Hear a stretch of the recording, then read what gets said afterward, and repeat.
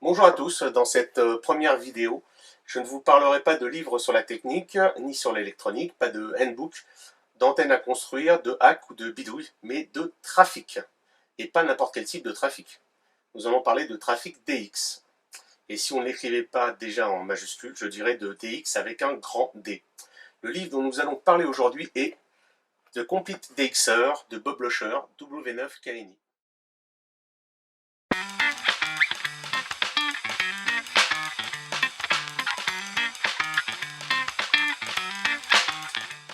Bob Losher, Whisky 9 Kilo Novembre India, W9KNI, est né en 1942 et a grandi à Cedar Rapids dans l'état d'Iowa. Il a passé sa licence novice en 1956 et obtenu l'indicatif KN0HGB. Celui qui a amené Bob au radioamateurisme, un ami de la famille, qui lui a fait passer l'examen et a signé sa licence novice, n'est autre que Art Collins, W0CXX, le fondateur de Collins Radio. Bob a de suite été fasciné par le DX. Son premier contact significatif en tant qu'opérateur novice sur 15 mètres fut JA1 ADN. Dans sa période novice, Bob a obtenu le diplôme WAC, World All Continent, autrement dit un diplôme attestant d'au moins un contact sur chacun des 6 continents. Il fut seulement le 4e novice US à obtenir ce diplôme. Il a passé sa licence General Class et a continué la chasse au DX, principalement en télégraphie Morse. Après une période d'interruption pour cause d'école, famille, travail, que nous connaissons tous, il obtient son indicatif W9KNI alors qu'il réside à ce moment-là en Illinois et reprend la chasse au DX. Quelques années plus tard, il part vers l'ouest des USA où il réside aujourd'hui, près de Grand Pass dans l'état d'Oregon. Bob a cofondé la société Bencher, constructeur des fameuses clés double contact du même nom qui garnissent probablement bon nombre de stations radioamateurs. Bencher distribuait aussi les antennes Yagi Skyhawk et les antennes verticales Butternut. Bencher a aujourd'hui été repris par Vibroplex. Quant aux antennes Butternut et Skyhawk, elles sont à présent distribuées par DX Engineering. Bob a aussi créé Idiom Press, dont les produits sont aujourd'hui distribués par Arms Supply.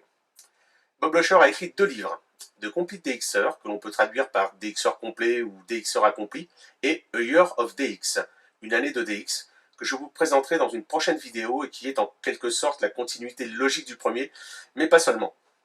En 2009 et 2010, Bob Losher a obtenu la première place mondiale au DX Marathon, organisé par le magazine CQ Amateur Radio, qui l'a intronisé en 2010 au CQ DX Hall of Fame.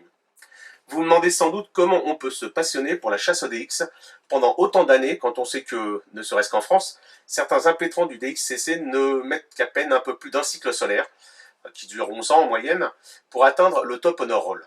C'est justement le sujet qui est traité en filigrane tout au long du livre et pour lequel l'auteur consacre un chapitre à la fin et que l'on peut résumer ainsi. Comment rester motivé tout au long d'une carrière radioamateur pour atteindre le top honor roll. Mais n'allons pas trop loin et voyons de quoi ça cause. Jingle.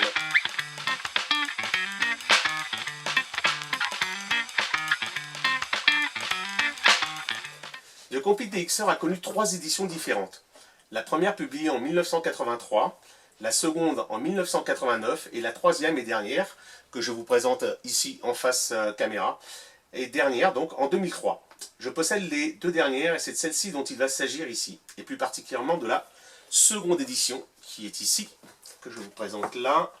Je vous expliquerai un peu plus tard la différence avec la 3e. Je pense aussi avoir réussi à trouver une première édition d'occasion sur Amazon et au moment où je filme cette vidéo, elle est en cours de livraison. J'y reviendrai probablement dans une future vidéo, mais revenons à cette seconde édition. Ce livre est une petite merveille. Tout d'abord parce qu'il est unique. C'est le seul livre à parler de la sorte du trafic DX.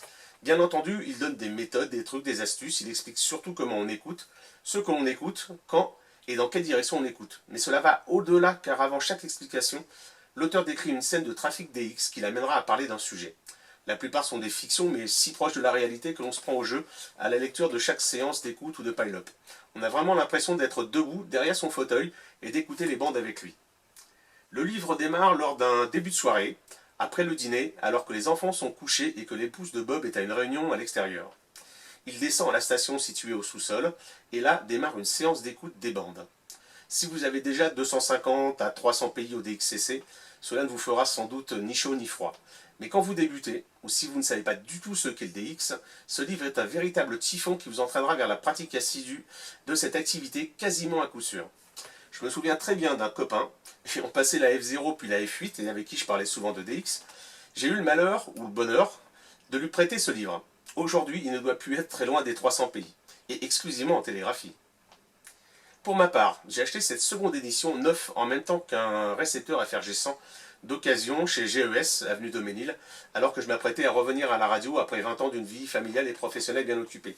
Cette édition, écrite en 1989, retrace le DX du début des années 80. C'était l'époque des réseaux DX sur 2 mètres, entre copains de la région, le règne des bulletins DX qu'on attendait fébrilement dans la boîte aux lettres, la vraie, pas la virtuelle, pas les emails. Les expéditions de l'organisation et le voyage faisaient plus rêver que le contact lui-même. Le livre est organisé de manière à avoir un ou des chapitres qui décrivent une situation de trafic DX, suivi de chapitres qui fonctionnent à la manière d'un débriefing de cette situation. Voici comment se présente le livre, quelques dessins qui agrémentent les chapitres. Et voici à peu près l'épaisseur du bouquin qui fait à peu près 200 pages, qui n'est pas quelque chose de très très dense. Et vous verrez donc cette deuxième édition. Vous en verrez ici s'il veut bien faire le focus.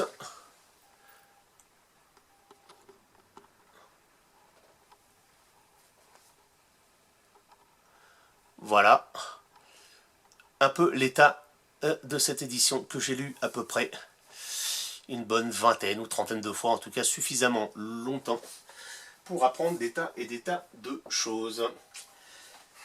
Donc Bob nous parle et nous guide de chapitre en chapitre, il vous emmène avec lui dans ses soirées, ses week-ends, parfois ses réveils en pleine nuit, pour aller traquer le New One dans le pile-up effréné provoqué par une expédition lointaine.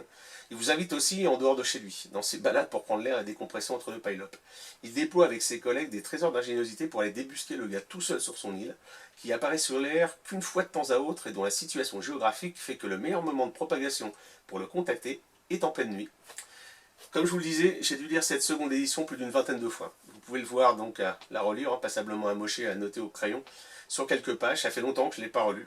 Et de vous en parler me donne envie de le relire une énième fois.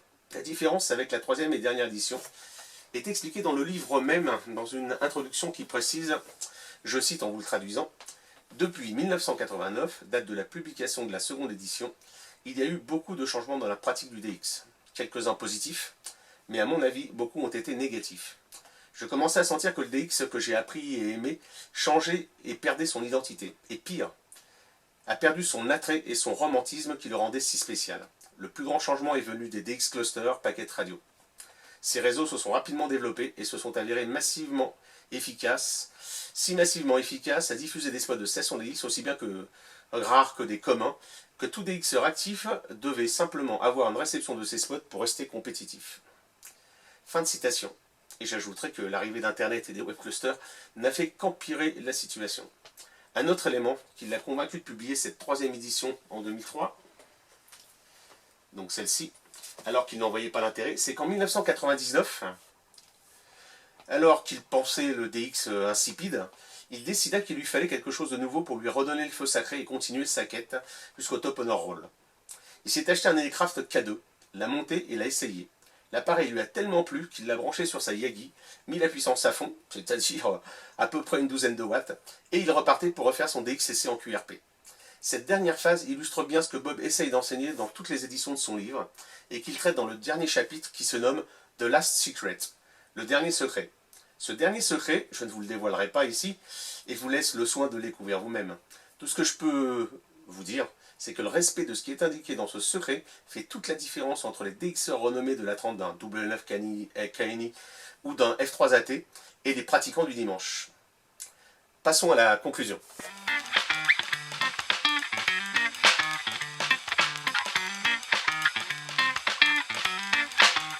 vous propose de faire une conclusion en forme de FAQ.